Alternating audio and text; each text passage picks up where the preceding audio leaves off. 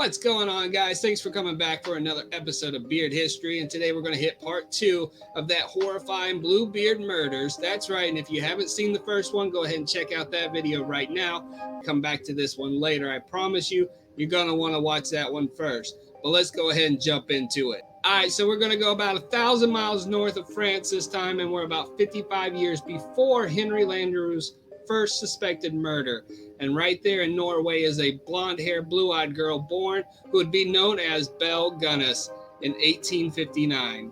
Belle has been working on the family farm for most of her life, and by the time she turns 14, she starts working on the neighboring farms as well. And she's doing this because she wants to save money so that she can move to America. From 1874 to 1881, she has been busting her ass off on these other farms, saving up money to move to America. By the end of 1881, she finally has enough money. She then migrates over to America, making her first stop in New York, where she's going to change her birth name from Brine Hill to Belle.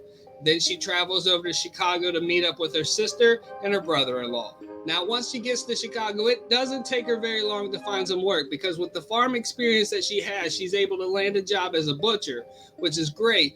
But you also have to picture she's a 5'7", blonde-haired, blue-eyed woman who's about 250 pounds, and she is super muscular. I'm talking muscles on muscles. She's in beast mode. 4 years later, she finally finds the love of her life, Mad Sorson, and they get married in 1884. They have 4 children, one of them which is suspected to be a foster child.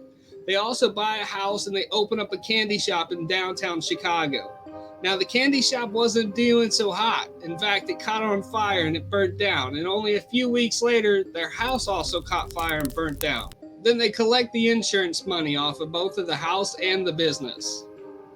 Do I think Belle had anything to do with these fires? I don't think so. But what I do think is that the fires from the candy shop and from the house and the insurance claims may have sparked the idea. And the reason I think this is because fires were very common in the 1800s, because they were still using gas lamps, oil lamps, and even fire pits to light their homes and businesses. But what I do believe is she saw how lucrative the insurance industry was, and then she could make money off of this. Now, after moving into a new home, shortly after, Lady Bluebeard's 2 small children die from inflammation in the large intestines. Although there was an investigation, their death was caused by illness, because at this point, no one believed that a mother would kill her own children, even though the symptoms were very similar to that of poison. But as a father of 3 boys, I can tell you, I can definitely understand where Bella was coming from. Now check this out, okay? Now, July 30th of 1900, Matt Sorson, he also dies. Now, here's what happened. He came home, supposedly, and Belle was like, oh my God, he had a headache, and he went and lay down, and I gave him some medicine, and he was dead. And I know what you're thinking. She did it for the money. She definitely did it for the money, but this is why it was important. So Mad Sorson had 2 insurance claims, one that ended on the 30th and one that started on the 30th. So he had 2 overlapping insurance claims. Now, he just happened to die from a cerebral hemorrhage in the brain on the exact day that the 2 insurance claims were overlapping. But with absolutely no signs of foul play, Bella got to pass go, and she collected $5,000 from the insurance claim, or $176,000 in today's money. Now, with this large amount of money, Lady Bluebeard decides to buy a pig farm over in La Porte, Indiana, which is just about 70 miles away from Chicago. And you already know this is going to be bad because she has a taste for money. A week after the wedding, Peter's infant dies from unknown causes while in the care of Belle. Then in September, only 5 months after the wedding, Peter dies from a skull injury. And she was like, oh my God, he was like reaching for something and the meat grinder fell on his head. Now, the coroner was already suspect of this because the child just died only 5 months ago. So in his case, he claims that this is a murder. Unfortunately, nobody followed up with the case, and the insurance ended up paying out $3,000 for Peter's death. You ever wonder why your insurance deductible is so high?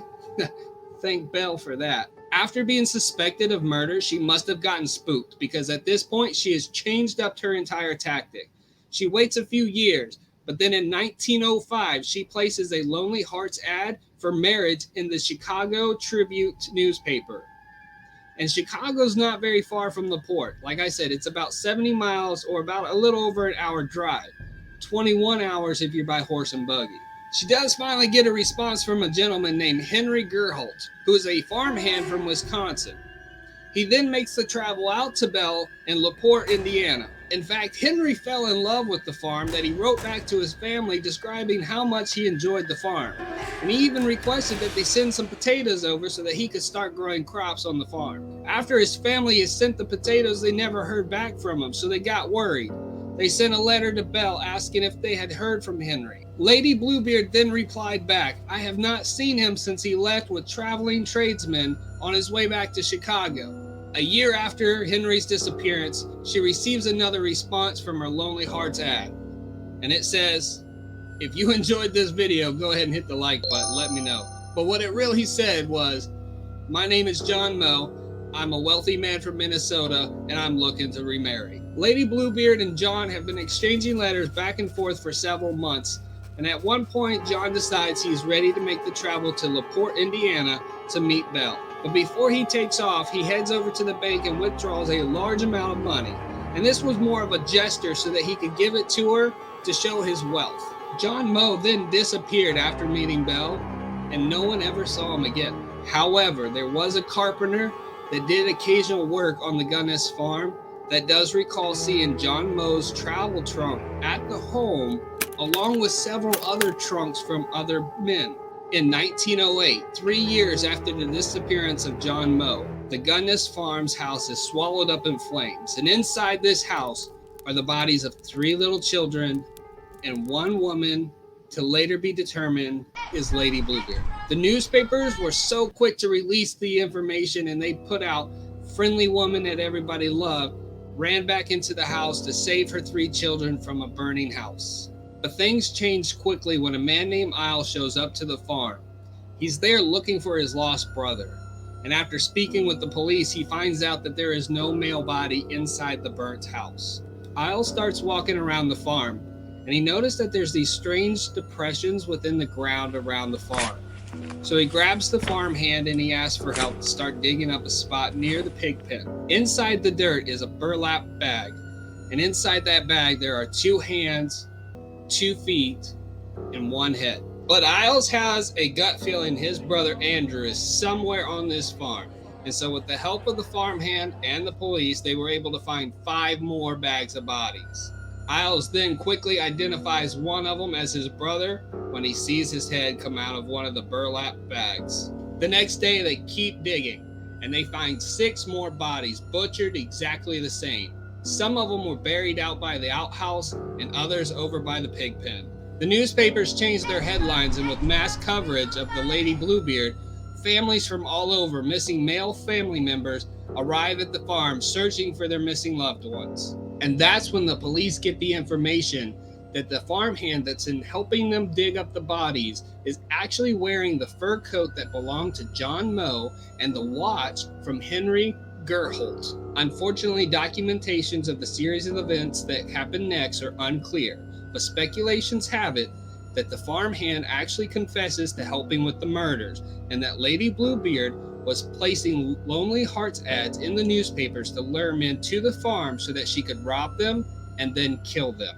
But what we do know is that the body that was found inside the house that was similar in stature was missing a head, and although it was similar, it was about 50 to 75 pounds lighter than what Lady Bluebeard weighed. We also know that days prior to the fire, Lady Bluebeard also received a letter from Isle stating that he was on his way to the Gunness farm to search for his lost brother. And we also know that days prior to the fire, Belle went to the bank and withdrew all of her money from the bank. Unfortunately, because of the only evidence of a gold tooth left behind at the crime scene. Now, police did spend several days searching neighboring cities and towns looking for any evidence to prove Belle Gunness was still alive. However, with only the evidence of the gold tooth at the crime scene, police then announced in April of 1908, Bluebeard, Belle Gunness, was dead. But in 1931, only 23 years later, Bluebeard kills once again in West Virginia. But to find out more, you have to stay tuned for part 3 of our horrifying Bluebeard murders.